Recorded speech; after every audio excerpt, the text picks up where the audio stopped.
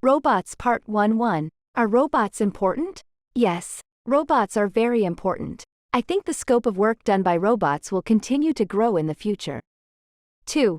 Would robots affect people's lives? Of course it affects people's lives. As robots take over the work done by people, their work efficiency increases and some people earn more money or have more leisure time. But some people lose their jobs as a result. 3. Have you ever watched a movie about robots? Yes, I have seen Steven Spielberg's movie AI when I saw a robot that learned emotions, feel joy, sadness, and happiness like a human. I thought it was possible. I was also shocked that such a robot could be cruelly eliminated by humans. 4. Should we let a robot drive for us for long journey? Yes, there is already a lot of development of self-driving cars, and I think this is something we need to accept. I think it can be used, especially if it is a long distance and the driving is simple. 5. What can robots do for you at home? Now I am using a robot vacuum cleaner and mop.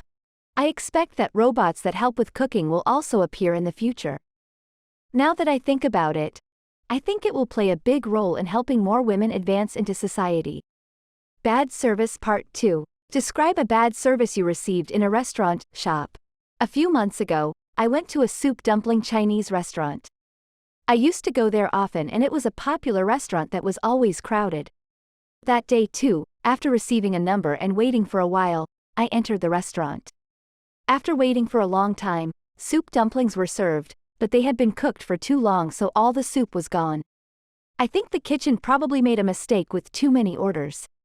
My husband was angry and wanted to complain right away, but I said we would just talk after we ate and left.